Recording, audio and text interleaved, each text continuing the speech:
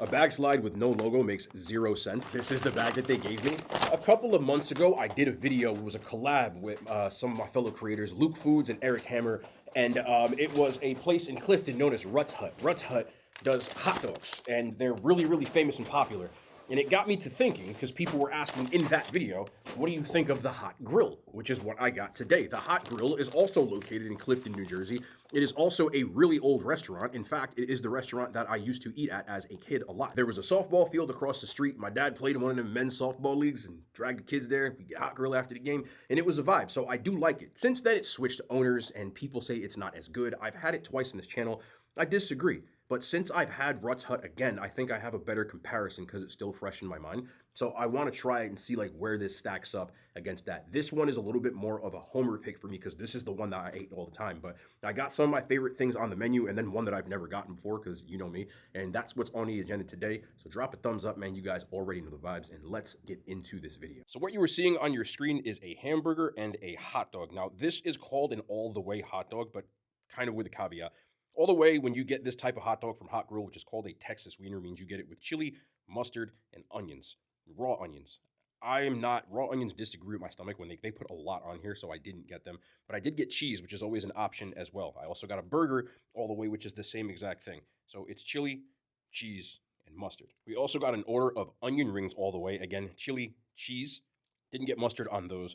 And we have these fries with cheese and gravy. They're known as disco fries in New Jersey, which is like a cousin to poutine. Their gravy is a lot different than the ones you see in the diners because it is like a lighter color than those. Those are usually a darker brown. Usually we'll get onions, but today I'm just not in an onion type of mood. So there's the chili, the cheese, and of course, the kraut.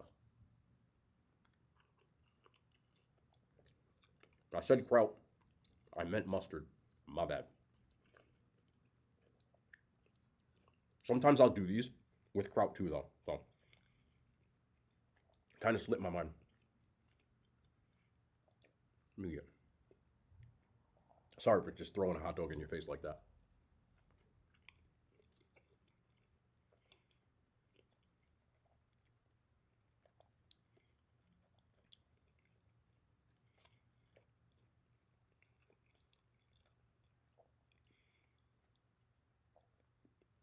I think it tastes like what I used to eat as a kid. You know, some people say it doesn't taste the same. It tastes exactly the same to me. But let's get an onion ring as well.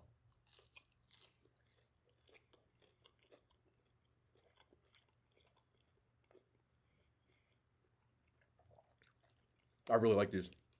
Again, you're getting most of it from the chili and the cheese. The onion rings themselves, they are like real onion rings, but there's not much else to them. This is one of those things that I think don't knock it until you try it. The hot dog, all right, let's be honest. I had Rutts Hut recently. I think Rutts Hut has a better hot dog. It's a bigger hot dog. It has more snap to it. It has more texture to it because it's deep fried. I also think their chili has a little more flavor to it. It's a heartier chili, and their bun doesn't look like this. Like when your bun has a little bit of like that dandruff or like that drywall look on it, and that's the ones they've always used. It just doesn't hit the same. Is that good? Hell yeah. It still is very good. Whereas Rutts Hut to me is in like the mid-9s. This is more like an 8, but I still think it is very good. Similar to that place, this place also has really good prices. Everything you see here, each order, is under $4. I think the most expensive thing I got was the onion rings, which were, I think, a little over $4. Maybe like $4.60 because I added the stuff to it. But everything is super affordable. They didn't take cash for the longest, or I shouldn't say they didn't take cards for the longest, but now they do.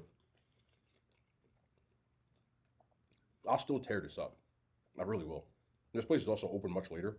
And let me tell you, if you live around here and you go here around midnight, it's better than any diner you'll get right now too. But let's get the burger. From what I remember, these burgers, like the patty itself is like super thin. So you can get like a double cheeseburger, which is I think like $6. Yeah. How thin the patty is. Again, super old school. I need my damn wipe. I'm sorry, I can feel the chili on my lips, my mouth. We're not editing this, we're gonna leave it in.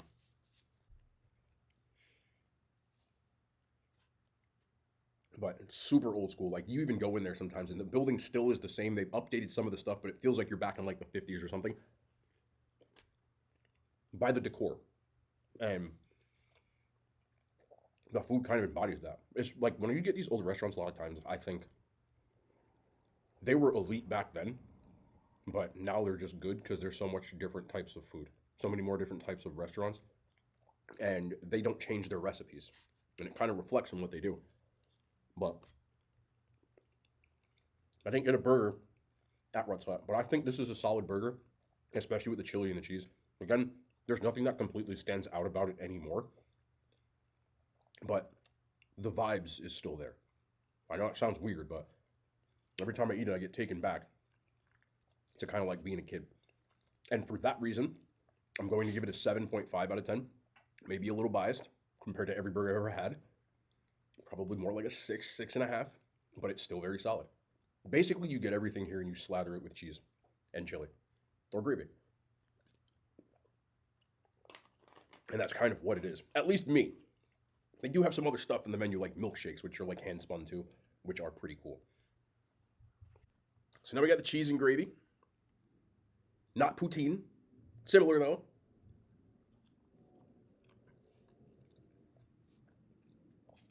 One of their most popular things that people get are these fries with cheese and gravy.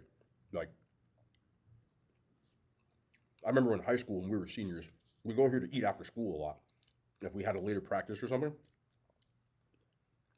maybe once or twice we left school lunch to go get hot grill. But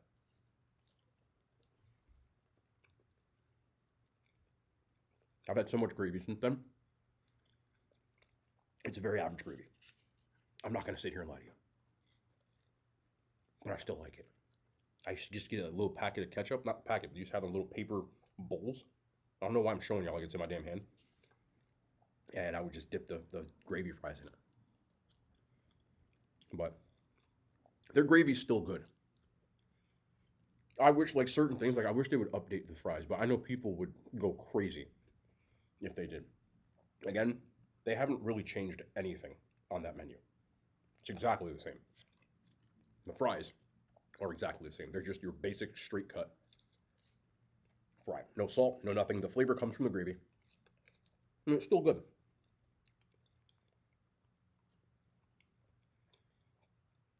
I still like the fact that you use these little paper plates too, I'm not gonna lie. But gravy fries, let's take my bias out of it. Same idea. I'm gonna give it a 6 out of 10. Finally, the weirdest thing I've ever ordered from Hot Grill. I have never ordered this before, but I wanted to try it. This is a fish sandwich, a fried fish sandwich, but all the way. So chili, cheese, and mustard. It's on their menu. It sounds really weird. Chili on a fish seems just insane, but this is why we do these things, because I wanted to try it out. So yeah, it's a fried fish sandwich, and it's a freshly fried fish sandwich. So let's see what that's hitting on. This is weird, but let's try it out. It looks like some cod or flounder, something like that.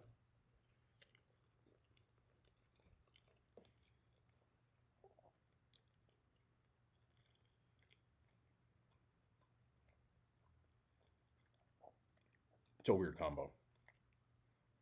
Yeah, you can't really excuse that one. I had to try it. Let me get a look. We're gonna take another bite. It's not like it's disgusting. It's just weird. Let me tell you why.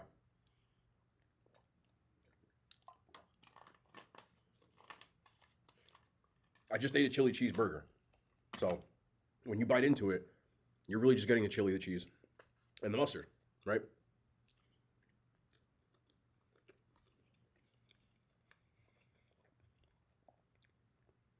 And that part's fine.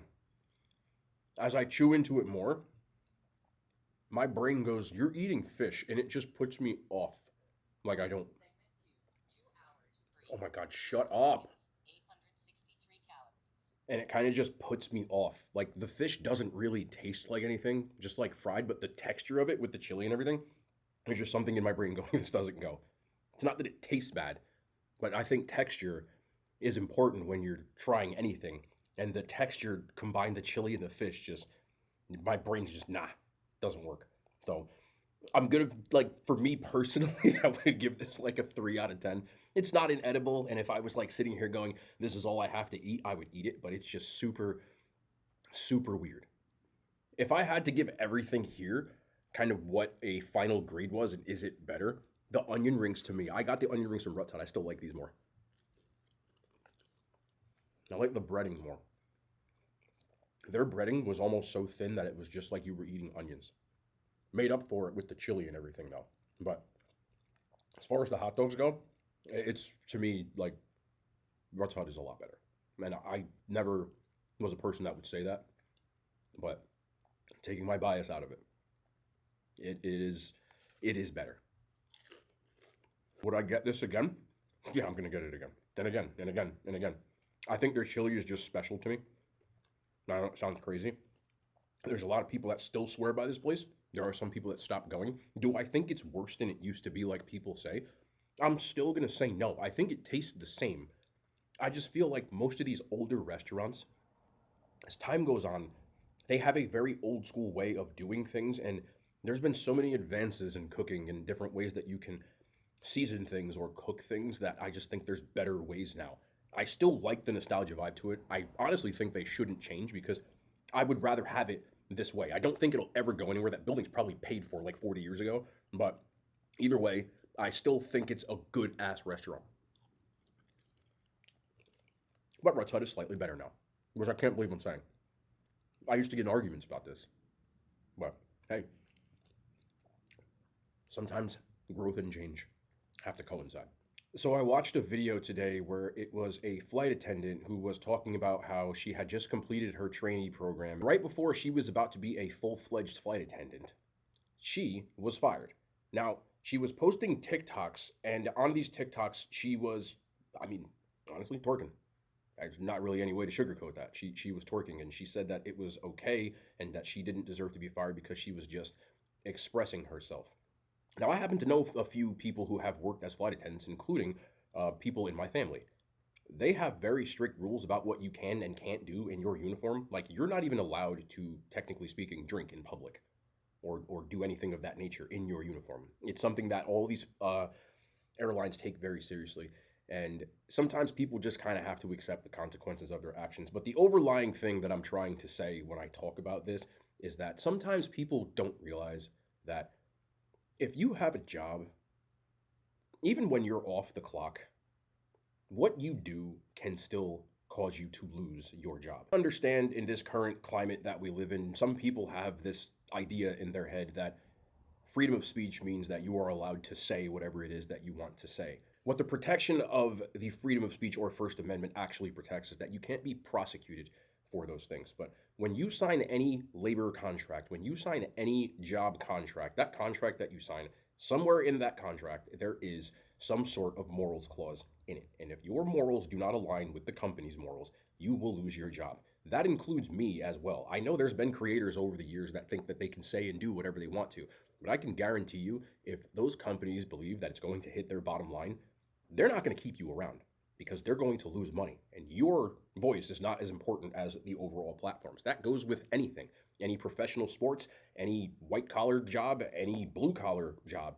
I remember there was a woman a couple of years ago that had a spicy account and she was a mechanic and she got fired. And she said, that's what I'm doing off the job. And that doesn't matter because it doesn't matter. Their rules are their rules. And if you want to, you can be self-employed. But just remember this, people. Even as an independent contractor, which is what content creators are, this platform that I'm allowed to speak to you on, I don't own it. They do. That means that I'm in their house, and that means I have to follow their rules. That means that are certain things that I can and certain things that I cannot say. Now, there are some platforms that have looser restrictions, and that's on them. But that still goes back to the fact that if you are a flight attendant, you can't post TikToks of yourself. And I'm not gonna lie to you, she looked good. Like, she did. She looked great. She's beautiful. I don't mean that disrespectfully. She's a beautiful woman. No one cares. And I think some people kind of need to realize that, and I hate that these buzzwords and phrases, freedom of speech is not freedom of consequence, but it's true. There are consequences for your actions, and when you represent a company, you represent that company on and off the clock. So if you get in trouble, for example, and you do something that they think makes them look bad, they're gonna fire you. I don't care who you are. They fired Papa John, and he owned it. The board voted him out like Norman Osborn in the first Spider-Man, Tobey Maguire, shout out. They don't care, bro. So I'm just telling y'all this. I saw this video and I'm like, you gotta realize, okay?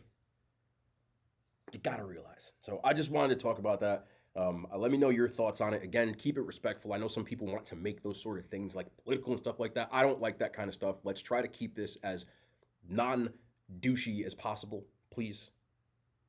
I'm opening up discourse, but I love you guys, man. That's gonna be the end of the video. The food was delicious. Still got some stuff to handle. I just built a weight bench. Yep, I'm pointing like y'all can see it. I just built this weight bench because I wanted something more compact for this studio. And all these little wrenches that I got to use, these big ass hands, because the socket wrench that I had doesn't fit the side. Man, it was just a nightmare. You know, you ever try to put it, you're dropping a wrench all over the place, but we got it done. I am officially, other than putting decorations on the wall and like putting in like tables in my setup, I'm just about done. So I can't wait to show you guys a finished product. Again, all you've seen really is this wall. But there's a lot more to this place. So can't wait to show you guys. Some of y'all saw the videos in the second channel. It was just a gaming video. I was playing Assassin's Creed. That was a Twitch stream for people who don't know. But there's going to be some content from the streams going up. And there's going to be other miscellaneous content that's not food related. If you're interested, the second channel, the link is in the down there description. So I appreciate y'all, and we'll be back tomorrow. More content, man. Hand Science. They made it to YouTube.